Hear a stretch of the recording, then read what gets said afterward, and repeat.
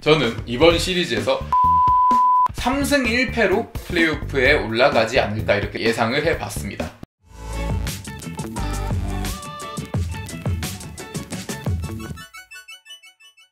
네, 여러분 안녕하세요. 스포츠 클래식입니다. 조금 전에 저희가 2022년 프로야구 포스트 시즌 와일드카드 결정전 1차전 KT와 기아의 경기를 함께 입중계해 드렸는데요. 이 경기를 보면서 저희가 이전에 했던 예상, 기아가 KT를 업셋할 수 있다, 이런 예상은 완전히 박살이 나고 말았습니다. 예, 저희가 틀렸는데요. KT가 기아를 물리치고 결국 준 플레이오프에 진출했습니다. 이 부분은 일단 조금 이따 말씀드리기로 하고, 기아가 와일드카드 결정전에서 패배한 이유에 대해서도 간단하게 말씀드릴 텐데요. 이 부분은 아무래도 KT와 기아의 전력 차이도 전력 차이였지만 양팀 벤치 간의 역량 차이가 눈에 띄게 보였다, 이렇게 말씀드릴 수가 있겠습니다. 실제로 KT 못지않게 기아 선수들도 전혀 기세 싸움에서 밀리지 않고 팽팽하게 잘 맞섰습니다. 놀린이 조기 강판을 당했지만 타노니 선수가 두 번째 투수로 올라와 백중세의 게임을 만들었고, 타선에서는 박찬호 선수가 빠른 발을 이용해서 경기를 뒤흔들며 한 점차 승부까지 만들었습니다. 그런데 양팀의 차이가 딱 8회에 나왔는데요. KT의 경우는 기아가 소크라테스, 최영우 이렇게 강한 좌타자들이 나오는 타선에 벤자민 선수를 깜짝 투입해서 기아 타선을 잠재웠고, 반대로 기아 같은 경우는 KT가 벤자민을 꺼낸 것처럼 선발 투수인 이의리 선수를 8회에 내는 초강수를 뒀으나 이의리 선수가 제구가 흔들리는 부분을 전혀 캐치하지 못하고 조금 늦게 바꿨죠. 말루가 쌓여있는 상황에서 장현식 선수를 교체를 했고, 장현식 선수는 결국 배정대 선수에게 결승타를 허용하면서 허무하게 경기를 내주고 말았습니다.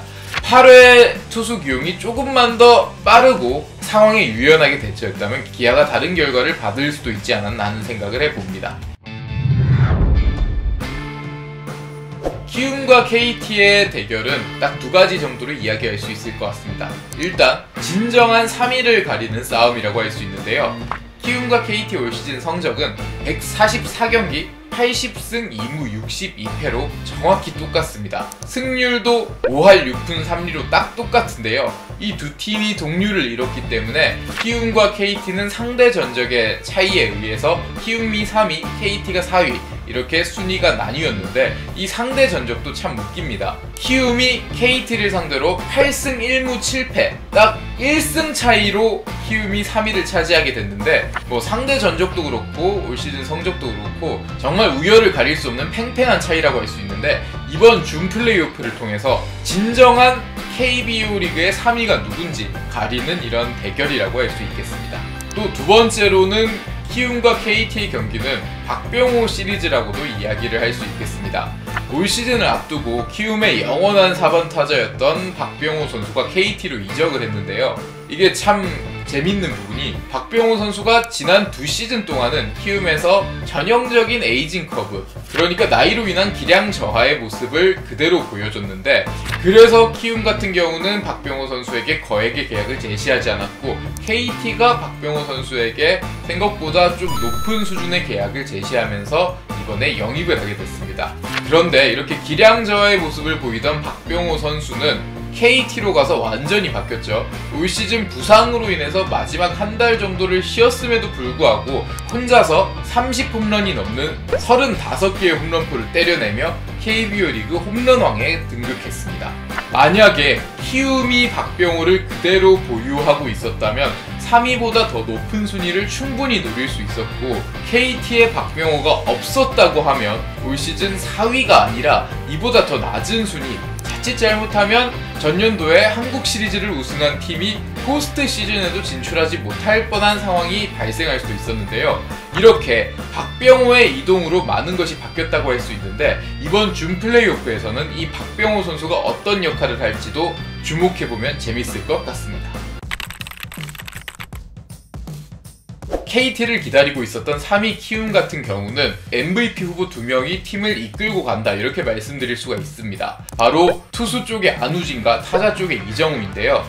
키움이 전체적으로는 5강에 들어온 다른 팀들에 비해서 전력이 그렇게 고른 팀이 아닙니다. 의외로 시즌 내내 1번 타자를 구하지 못해서 고민을 했을 정도로 타선 쪽에서도 고민이 있었고, 그리고 투수 쪽에서도 안우진, 요키시로 이어지는 원투펀치는 참 좋지만 이를 뒷받침할 만한 선발 투수가 별로 없기 때문에 시즌 내내 변칙적인 투수 운용을 했을 정도입니다. 이렇게 안우진과 이정우 두 투타 기둥은 훌륭하지만 이를 뒷받침할 만한 뎁스는 깊지 않다라고 볼 수 있는 게 키움의 전력인데, 단기전에서는 전혀 다른 모습을 보일 수 있습니다. 왜냐하면 안우진 선수가 준 플레이오프에서는 적어도 2경기에 등판할 수 있는데 이 부분은 키움에게 매우 유리한 요소로 적용할 수 있고, 그리고 타선이 조금 답답하더라도 시리즈에서 이정우 선수가 요소에서 활약을 해준다면 이길 수 있는 충분한 득점을 할 수 있기 때문에 안우진과 이정우의 활약에 따라서 키움의 시리즈 성적이 갈릴 수 있다, 이렇게 말씀드릴 수 있겠습니다. 반대로 KT의 경우는 키움에 비해서 강점을, 저는 벤치의 역량을 꼽고 싶습니다.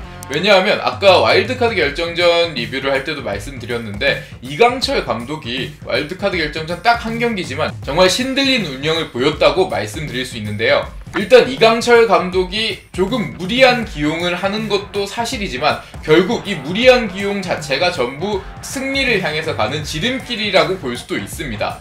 아무도 생각하지 못했던 벤자민의 불펜 기용이라든지, 김민수 선수가 좀 좋으니까 길게 써서 상대팀의 추격의 맥을 확 끊어버린다든지, 이런 부분은 지난해 한국 시리즈 우승을 경험하면서 이강철 감독의 운영이 조금 더 노련하고 과감해졌다, 이렇게 말씀드릴 수 있겠습니다. 그러니까 이번 준 플레이오프에서도 상대적으로 홍원기 감독은 이강철 감독에 비해서 경험이 적습니다. 물론 지난해 홍원기 감독이 와일드카드 결정전을 경험하긴 했지만 한국 시리즈 우승을 경험한 이강철 감독에 비해서 조금 경험이 부족한 게 사실이기 때문에 이렇게 비슷한 전력 차이에서는 벤치의 역량에 따라 승부가 갈릴 수도 있기 때문에 조금 더 노련한 이강철 감독이 신들린 투수 운영을 통해 시리즈를 가져올 수도 있지 않을까, 이렇게 생각을 해봅니다.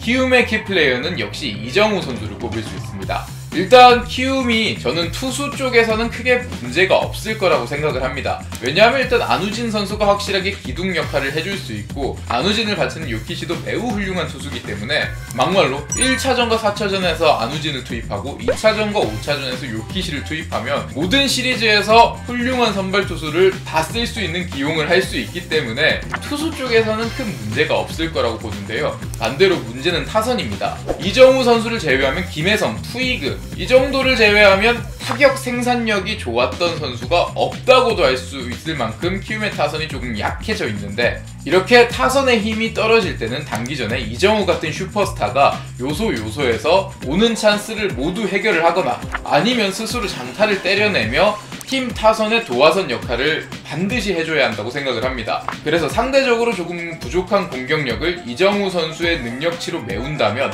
키움은 준 플레이오프에서 충분히 좋은 성적을 거둘 수 있다, 이렇게 생각을 합니다.